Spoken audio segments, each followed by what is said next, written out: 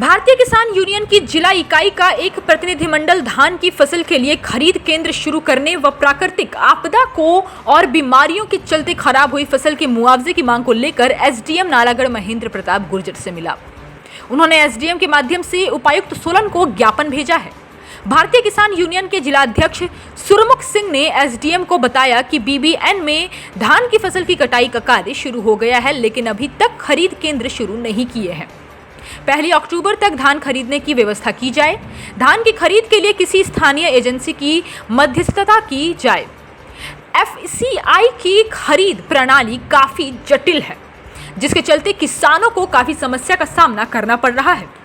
उन्होंने token system समाप्त करने की मांग करते हुए फर्स्ट कम फर्स्ट सर्व के हिसाब से किसानों को धान लेने की मांग रखी। उन्होंने किसानों की खराब हुई फसल का मुआवजा देने की मांग रखी। वहीं सुरमुख सिंह ने प्रशासन से मांग उठाई कि सरकार द्वारा जो दवाइयां उपलब्ध करवाई गई थी वह नकली निकली। सरकार कंट्रोल रेट पर बढ़िया क्वालिटी की दवाई उपलब्ध करवाए। एसडीएम नालागढ़ महेंद्र पाल गुर्जर ने कहा कि 5 अक्टूबर से नालागढ़ में धान की खरीद शुरू कर दी जाएगी।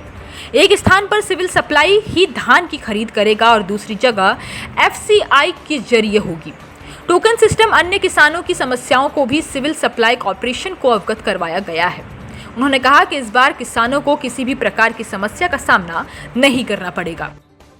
साडी ਜ਼ਿਮੀਂਦਾਰਾਂ ਦੀਆਂ बहुत समस्यावां ਜਿਹੜੀਆਂ ਅਸੀਂ 1 साल ਤੋਂ परेशान ਹੋਏ 1.5 साल ਤੋਂ ਕੁਝ ਤਾਂ ਮੱਡੀ ਦੀਆਂ ਸਮੱਸਿਆਵਾਂ ਹੈ, ਕੁਝ ਹਰ ਵਾਰੀ ਜਿਹੜੀ ਆ ਫਸਲ ਸਾਡੀ ਜਿਹੜੀ ਆ ਉਹ ਖਰਾਬ ਹੋ ਜਾਂਦੀ ਹੈ।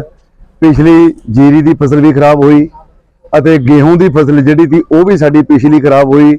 ਝਾੜ ਨਹੀਂ ਝੜਿਆ ਬਾਰਸਾਂ ਦੀ ਵਜ੍ਹਾ ਤੇ ਇਸ ਵਾਰੀ ਵੀ ਜਿਹੜੀ ਹੈ ਫਸਲ ਧਾਨਾਂ ਦੀ ਆ ਜਿਹੜੀ ਹੁਣ 24-25 ਤਰੀਕ ਨੂੰ ਬਾਰਿਸ਼ ਪਈ ਆ, ਪੂਰੇ ਤਬਾਹੀ ਮਚੀ ਆ। ਧਾਨਾਂ ਦੀ ਫਸਲ ਪੂਰੀ ਬਰਬਾਦ ਹੋ ਚੁੱਕੀ ਆ ਜ਼ਿਮੀਂਦਾਰਾਂ ਦੀ।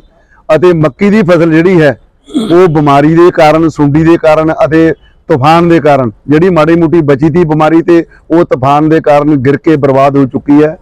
ਇਸ ਕਰਕੇ ਸਰਕਾਰ ਨੂੰ ਅਸੀਂ ਅੱਜ ਮੈਮੋਰੰਡਮ ਦੇਣਾ ਹੈ ਕਿ ਸਾਡੀਆਂ ਜਿਹੜੀਆਂ ਗਰਦੌਰੀਆਂ ਕਰਾ ਕੇ ਜ਼ਿਮੀਂਦਾਰਾਂ ਦੀਆਂ ਇਹ ਜ਼ਿਮੀਂਦਾਰਾਂ ਨੂੰ ਜਿਹੜਾ ਤੁਰੰਤ ਜਿਹੜਾ ਇਹ ਮੁਆਵਜ਼ਾ ਦਿੱਤਾ ਜਾਵੇ ਤਾਂ ਕਿ ਜ਼ਿਮੀਂਦਾਰ ਜਿਹੜੇ ਆ ਉਹ ਆਪਣੇ ਪਰਿਵਾਰਾਂ ਦਾ ਪਾਲਣ ਪੋਸ਼ਣ ਕਰ ਸਕਣ। ਦੂਸਰੀ ਸਮੱਸਿਆ ਸਾਡੀ ਜਿਹੜੀ ਆ ਮੰਡੀਆਂ ਦੇ ਵਿੱਚ ਚਲੀ ਆਉਂਦੀ ਆ।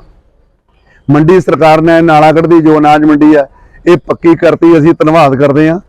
1.5 ਸਾਲ ਤੋਂ ਅਸੀਂ ਸਮੱਸਿਆਵਾਂ ਦੇ ਨਾਲ ਜੂਝ ਰਹੇ ਆ।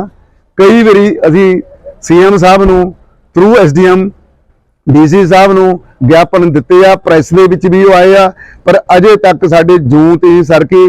ਪਿਛਲੀ 24 ਤਰੀਕ ਨੂੰ ਮਤਲਬ ਅਪ੍ਰੈਲ ਨੂੰ ਐਸਡੀਐਮ ਸਾਹਿਬ ਦੇ ਧਰਨਾ ਲਾਇਆ ਜ਼ਿਮੀਂਦਾਰਾਂ ਨੇ। ਐਸਡੀਐਮ ਸਾਹਿਬ ਨੇ ਰਿਟਰਨ ਤੌਰ ਤੇ ਪ੍ਰਸ਼ਾਸਨ ਨੇ ਸਾਨੂੰ ਵਿਸ਼ਵਾਸਨ ਦਵਾਇਆ ਤਾ ਕਿ ਆਉਣ ਵਾਲੀ ਧਾਨਾਂ ਦੀ ਫਸਲ ਤੋਂ ਪਹਿਲਾਂ ਤੁਹਾਡੀਆਂ ਇਹਨਾਂ ਮੰਗਾਂ ਦਾ ਜਿਹੜਾ ਹੈ ਹੱਲ ਕੀਤਾ ਜਾਵੇਗਾ।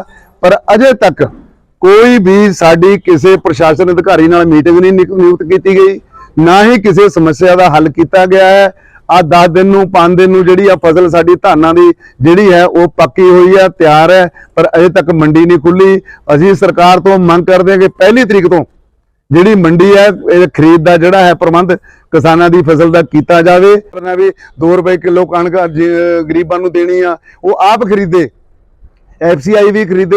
ਇੱਕ ਐਫਸੀਆਈ ਜਿਹੜੀ ਹੈ ਇਹਦੀਆਂ ਸ਼ਰਤਾਂ ਬਹੁਤ ਸਖਤ ਹੈ, ਜਿਹੜੀਆਂ ਜ਼ਿਮੀਂਦਾਰਾਂ ਦੇ ਬਹੁਤ ਮਤਲਬ ਹੱਲ ਨਹੀਂ ਹੁੰਦੀਆਂ। ਇਸ ਕਰਕੇ ਸਾਡੀਆਂ ਅੱਜ ਗਿਆਪਨ ਅਸੀਂ ਸਰਕਾਰ ਨੂੰ ਦੁਬਾਰਾ ਦੇਣਾ ਹੈ। ਅਗਰ ਸਰਕਾਰ ਨੇ ਤੁਰੰਤ ਇਹਨਾਂ ਮੰਗਾਂ ਵੱਲ ਧਿਆਨ ਨਾ ਦਿੱਤਾ ਤਾਂ ਕਿਸਾਨ ਜਿਹੜੇ ਆ ਉਹ ਧਰਨਾ ਪ੍ਰਦਰਸ਼ਨ ਕਰਨ ਵਾਸਤੇ ਮਜਬੂਰ ਹੋਣਗੇ। 1 ਮਈ 2022 ਨੂੰ ਸਰਕਾਰ ਵੱਲੋਂ ਦਵੋਟਾ ਵਿਖੇ ਜਨਮੰਚ ਜਿਹੜਾ ਸੀ ਉਹ ਲਗਾਇਆ ਗਿਆ ਤਾਂ ਲੋਕਾਂ ਦੀਆਂ ਸਮੱਸਿਆਵਾਂ ਸੁਣਨ ਵਾਸਤੇ ਅਸੀਂ ਰਿਟਰਨ ਤੌਰ ਤੇ ਔਰ ਉੱਥੇ ਸਟੇਜ ਤੇ ਬੋਲ ਕੇ ਆਪਣੀਆਂ ਮੰਗਾਂ ਜਿਹੜੀਆਂ ਤੇ ਉਹ ਸਾਰੀਆਂ ਰੱਖੀਆਂ, ਜਿਹਦੇ ਵਿੱਚ ਸਰਕਾਰ ਤੋਂ ਡਿਮਾਂਡ ਕੀਤੀ ਗਈ ਸੀ ਕਿ ਸਾਨੂੰ ਨਕਲੀ ਦਵਾਈਆਂ ਤੋਂ ਔਰ ਨਕਲੀ ਬੀਜਾਂ ਤੋਂ ਜਿਹੜਾ ਹੈ ਜ਼ਿਮੀਂਦਾਰ ਨੂੰ ਬਚਾਇਆ ਜਾਵੇ, ਕਿਉਂਕਿ ਜ਼ਿਮੀਂਦਾਰ ਨਕਲੀ ਦਵਾਈ ਦੀ ਔਰ ਬੀਜਾਂ ਦੀ ਪਰਖ ਨਹੀਂ ਕਰ ਸਕਦਾ। ਉਹ ਤਾਂ ਜਦੋਂ ਬੀਜ ਕੇ ਪਤਾ ਲੱਗੂਗਾ, ਬਾਅਦ ਚ ਜੰਮਣਾ ਨਹੀਂ ਜਾਂ ਝਾੜ ਨਹੀਂ ਦੇਣਾ ਤਾਂ ਪਤਾ ਚੱਲਦਾ ਹੈ। ਇਹ ਸਰਕਾਰ ਦੀ ਜ਼ਿੰਮੇਵਾਰੀ ਬਣਦੀ ਹੈ ਕਿ ਆਪਣੇ ਅਦਾਰੇ ਸਰਕਾਰੀ ਅਦਾਰਿਆਂ ਰਾਹੀਂ ਜ਼ਿਮੀਂਦਾਰਾਂ ਨੂੰ ਦਵਾਈਆਂ ਅਸਲੀ ਅਤੇ बीज जड़े असली बढ़िया बीज जड़े वो उपलब्ध कराए जान।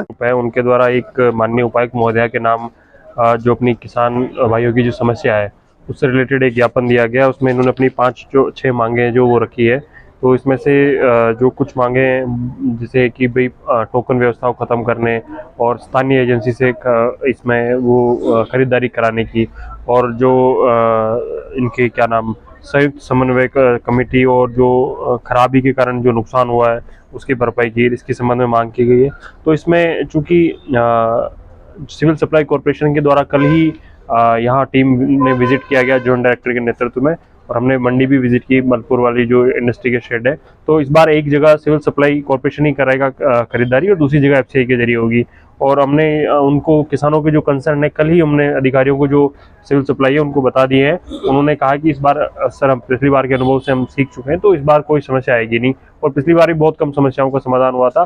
बाकी जैसा हमारे किसान भाई हमारे साथ खड़े हैं, तो इनको हम अपनी तरफ से आश्वस्त करते हैं कि इनको किसी प्रकार की कोई दिक्कत नहीं आएगी, और समय रहते ये जो है इनकी समस्या समाधान कर दिया जाएगा, और 5 अक्टूबर से इनकी खरीद जो है वो प्रारंभ कर दी जाएगी।